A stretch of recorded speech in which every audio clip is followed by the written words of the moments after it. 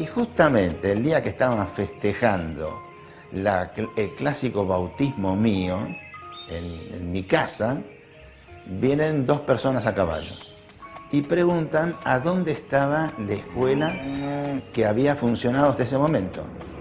La atienden en mi casa y le dicen ahí, aproximadamente a 300 metros. ¿Y usted por qué vienen acá? Yo soy el nuevo maestro. Ese nuevo maestro era Luis Iglesias, con su hermano Manuel, que venían uno a caballo. No habría otra forma de venir, además los caminos eran horribles. Comenzó a funcionar aproximadamente, creo que en julio de ese año 38, la escuela número 11.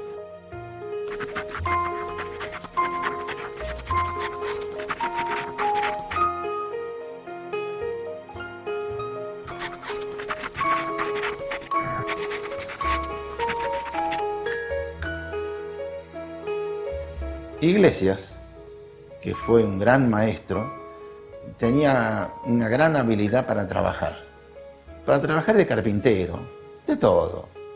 Era extraordinario. Y él con mi tío comenzaron a arreglar el edificio de la escuela.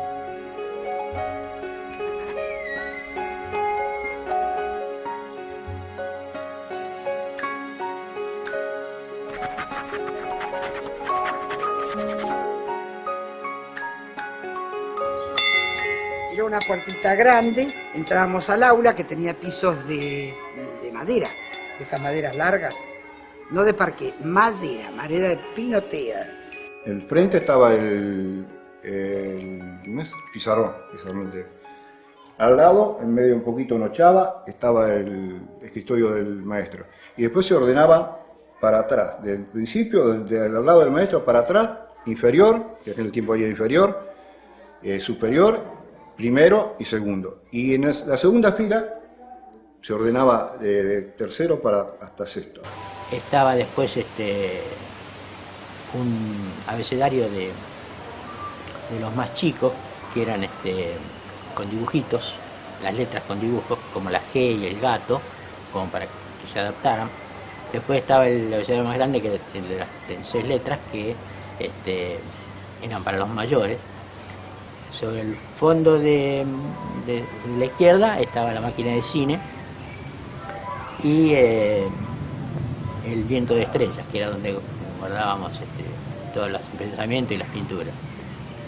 Tenían rinconcitos de periodismo donde se ubicaban por ejemplo, los chicos traían noticias del diario. En otro rinconcito teníamos de geografía, mapas, dibujos de los chicos, en otra parte. Se ubicaba también todos los trabajos producidos por los alumnos, ¿no? Teníamos un galpón al fondo que era museo. Ahí todavía están las fotos ahí de los animales, hasta una víbora embalsamada teníamos. Todo como un patiecito de chapa también, con unas barandas tenía, y ahí estaba un tarro grande, donde caía el agua, y él me acuerdo que ahí nos enseñaba la caída de agua, porque nos medían, nosotros teníamos pluviómetro, barómetro.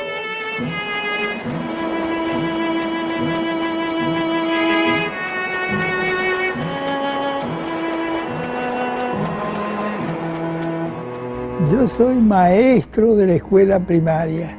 Nací en Tristán Suárez y mi familia, mi padre y mi madre eran gallegos y vinieron, mi padre era herrero y comenzó trabajando en una herrería de Tristán Suárez y yo también fui herrero y carpintero. Los muebles de esta casa los hice yo cuando me casé o para casarme.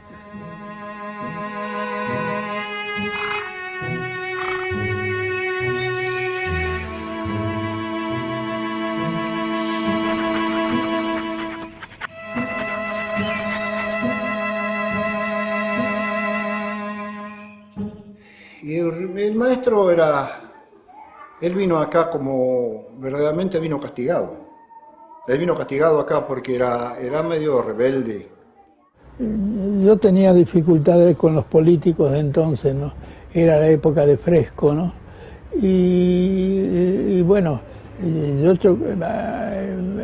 yo chocaba con la concesión que tenían los conservadores de la escuela y del maestro, ¿no? Así que además escribían en los periódicos y bueno, de esa manera era un elemento peligroso. Él es enviado a esa escuela de alguna manera castigado por un discurso que prepara para un acto escolar que se hace en agradecimiento por la donación de un empresario, de una escuela y de una iglesia para la localidad. Hace una reflexión respecto a lo importante que es que un empresario aporte a la educación, considerando que en el momento digamos, que estaban viviendo y por lo que él podía ver en los noticieros, había empresarios que colaboraban con el nazismo. Entonces hizo esa comparación, esa reflexión. Me mandaron a la escuela rural número 11 porque la consideraban una escuela muy alejada, una escuela difícil. Y yo encontré allí mi porvenir en la escuela rural con todos los grados, desde primero inferior a sexto, ¿no? Y tenía todas las edades y todos los grados. Así me inicié como maestro integral y total, ¿no? Él estuvo entre 1938 y 1957 en esa escuela, así que tuvo un periodo muy prolongado en el que pudo realmente detenerse a pensar y a reflexionar y escribir en relación a lo que estaba haciendo. Era muy de campo, ante todo, muy de campo. Éramos todos paisanitos del campo, espiones de tambo, el tambo de nuestra casa, Terminamos el tambo y veníamos al colegio, Así que nosotros sabemos lo que es el trabajo campo. Y había chiquitos que a veces venían de los tambos donde trabajaban mucho, porque realmente el trabajo del chico en el campo ayuda a los padres. Y se levantaban a la madrugada y a pesar de todo venían ordenaditos, bañaditos, lindos. En primer lugar no eran chicos hambrientos, es decir, eran chicos lozanos, felices, todos tenían algo sorprendente. Pero no veníamos por obligación, nosotros sí que veníamos por gusto. Y para nosotros era casi un castigo las vacaciones. Lo era, porque dejábamos ver a nuestro maestro, a nuestros compañeros, pero yo, por ejemplo, venía de casi de San Vicente, como 30 kilómetros de acá, y yo a mis compañeros del pueblo de Soberano no los veía más hasta el año siguiente. Las vacaciones para nosotros eran un castigo, es la verdad, y él lo sabe bien, el hijo lo sabe bien.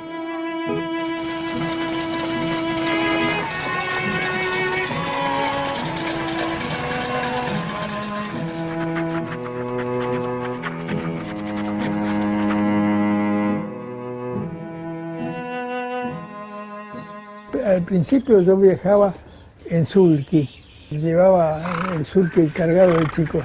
Después tenía una chatita Ford, de Ford a bigotes, de las antiguas, y allí llevaba chicos y llegaba a la escuelita con 10, 15 chicos cargados. Yo vine a esta escuela que me traía el maestro en una chatita Forte, un Ford a bigote. Veníamos con el maestro en esa chatita y yo no recuerdo que haya pasado un día que no viniéramos. El maestro siempre venía, inclusive con barro, la chatita esa, con cadenas, llegaba siempre. Era una cuestión, cuando llovía, yo voy a la escuela, y mi mamá decía, pero Blanca, ¿cómo vas a ir a la escuela? Si el maestro no vino. Yo me ponía detrás del gallinero de mi casa y veía venir el maestro por el camino que venía de Tristán Suárez. venía y se veía, pero clarito se veía la camioneta y ahí, querida, no me sujetaba nadie en casa. Ahí venía el maestro y yo salía de casa y el maestro venía acostalando por las cunetas, que se iba a la cuneta y volvía a salir. Bueno, y llegaba, por ahí no llegaba a las 8:30, llegaba a las 9, pobre.